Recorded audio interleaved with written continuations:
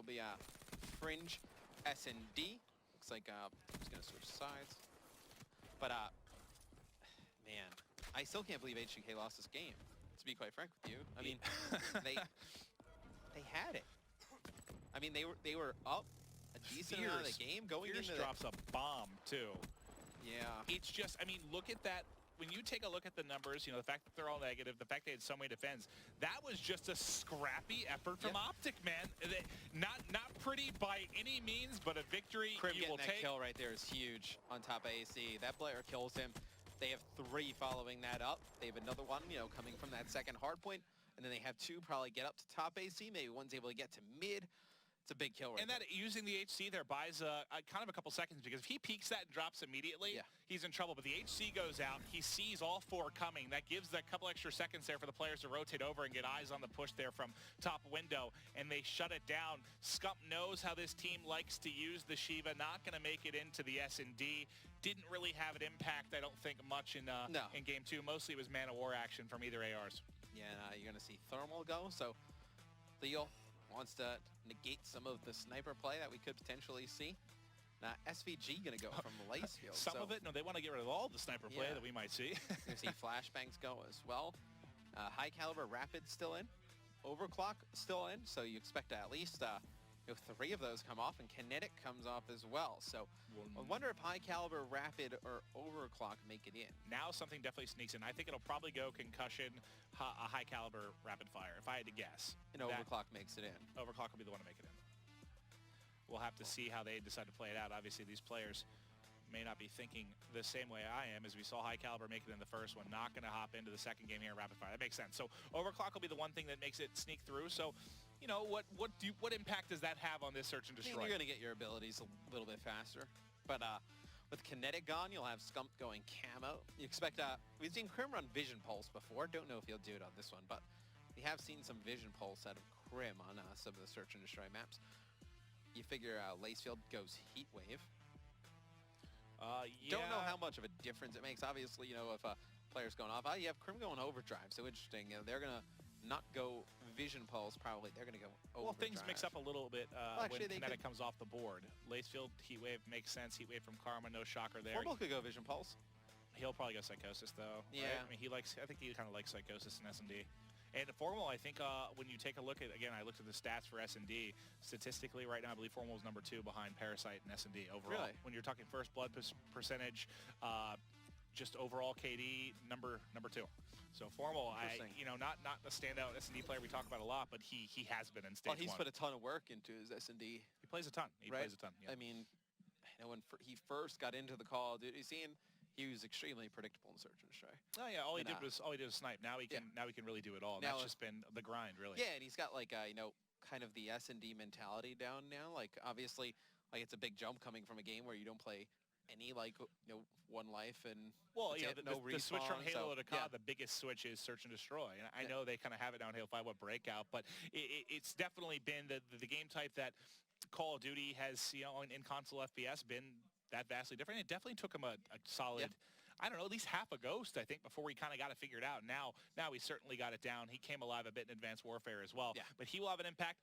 Fizzer, who we thought would be one of the best S&D players, struggled a bit early in stage 1. He's been playing very well lately, though.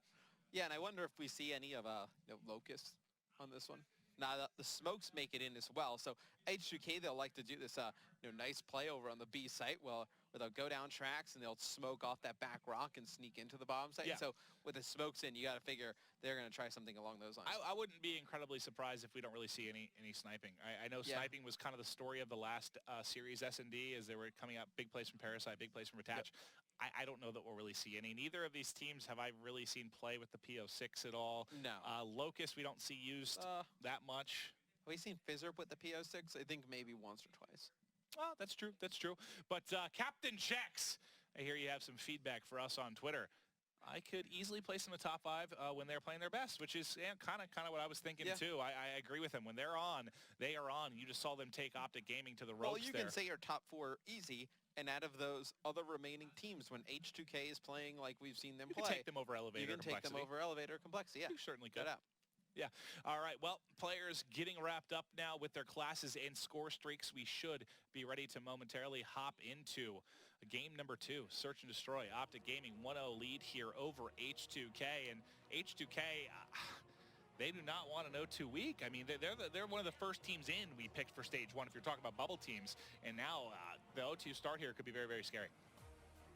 An 0-2 week would definitely put that on the brinks of not happening. We originally had thought. You still have 4 more games after this week, but it definitely is more of an uphill battle than I thought H2k was going to have to deal with.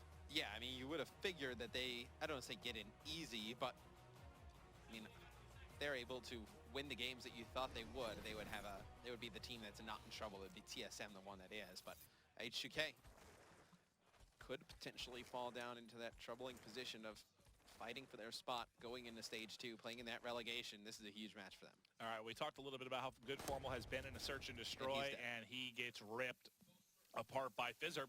The other player, we talked a little bit about how he's been bouncing back in this particular game mode. Excellent stuff from him to get off that early kill. Karma, I'll highlight, he's still waiting mid-street for any potential overextension. Lacefield connecting with a grenade, though.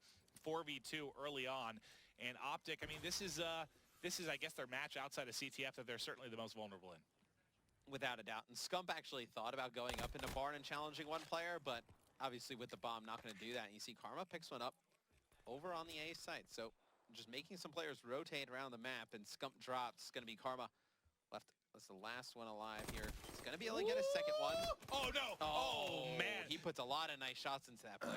They lined up. If he was able to pick that up, turn it into a 1v1, certainly would have had a great opportunity there to potentially close things out. But can't grab that second kill. You see the class here for Fizzip. He's going to be running overclock.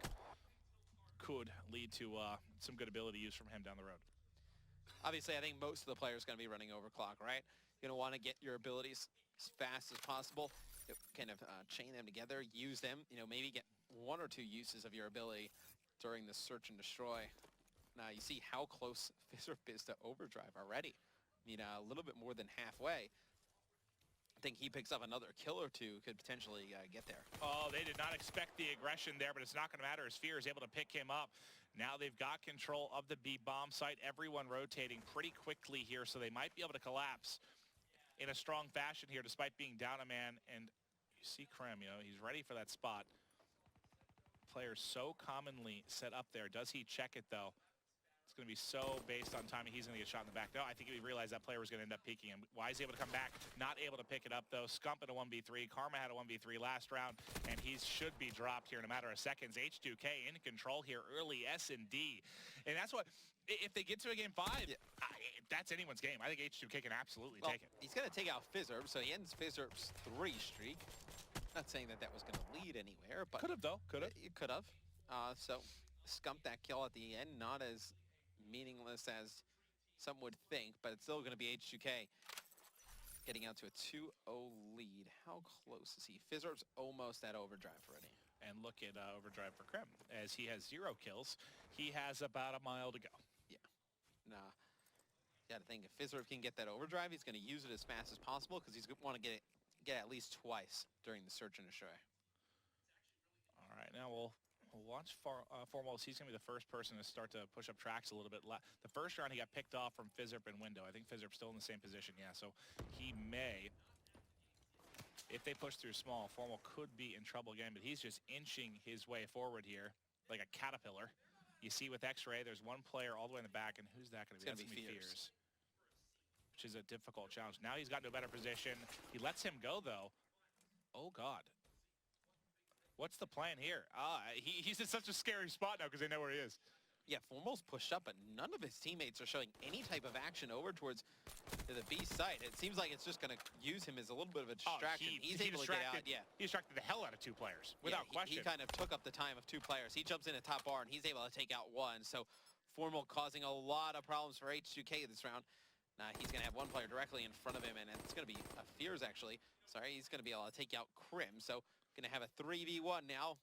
going in the opposite direction. Fear's the last one alive here. Yeah. Going up against 3 members of Optic Gaming. I like able to take out a second. I like the play call, though, from Optic. They basically, like you said, use Formal as a bit of bait here at A, just distracts 2 players while they win that 3v2 over on the over on the A site.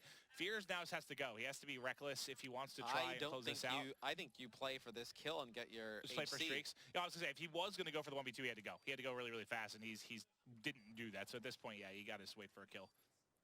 He's going to come around the corner. He's going to have one player directly to his left. Oh, wow. I mean, he obviously not a lot of time to defuse the bomb. He puts a bunch of shots through the wall.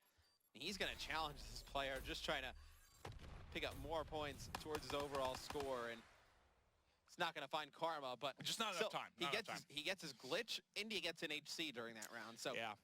I wonder, was Karma the one that planted the bomb? I believe they have Scump carry the bomb. I can actually take a look real quick. Yeah, it was Scump that planted the bomb because Karma would actually have more towards his score. So, you know, Scump dies, doesn't really matter there for H2k. They get a lot out of that round. Well, here comes the A hit. Good positioning from Krim does not pay off as they get out so quickly.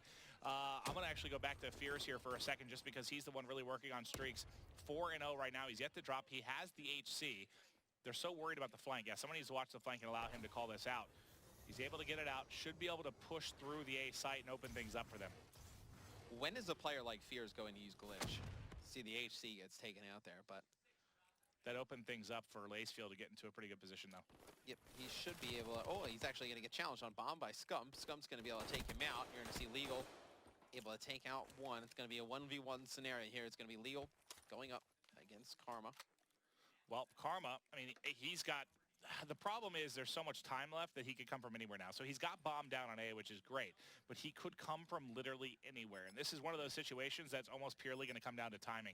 Can you check Legal? Does he have anything up? Nope, nothing. Okay. So he has no camo, no streaks. He's got a M8 in his hands. I like this. He got in a position where he didn't have to worry about 42 entrances here. Gives himself a little bit of a better opportunity. He may end up giving up the plant in this situation, but all he has to do is now go check it once we get close to the wire if he decides to. I think he should be able to just wait for the plant. Yep. Oh, he's going to wait for the plant, yeah. Yep.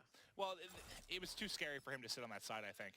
Oh, actually, he doesn't even have time. It's like a 0.1 seconds away from planting the bomb. I thought for sure he had time to get the plant at least. Yeah, that's what I thought as well. So Optic's going to win that one tied up 2-2, and Legal just took a little bit too much time on the bomb there. I mean, do you like his idea to get out of there? He had too much to worry about in that position, gets back to 10, and his answer was, I'm going to do nothing. It's a smart play to get into 10 because with a player wasting that much time, you think he's coming on the flank. He could be coming from anywhere, yeah. Yeah, he could be coming from anywhere, but I think you kind of play your chances and think he's coming on the flank. So Karma, Karma's close to Heat Wave.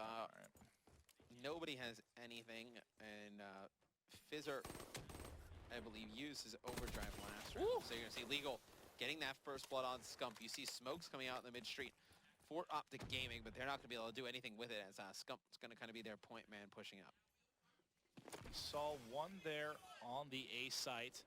They're down a man so quickly here. It makes a push so difficult. What do you want to try to do here on offense? If you're down a man, it's 3v4. You have a full minute to work with.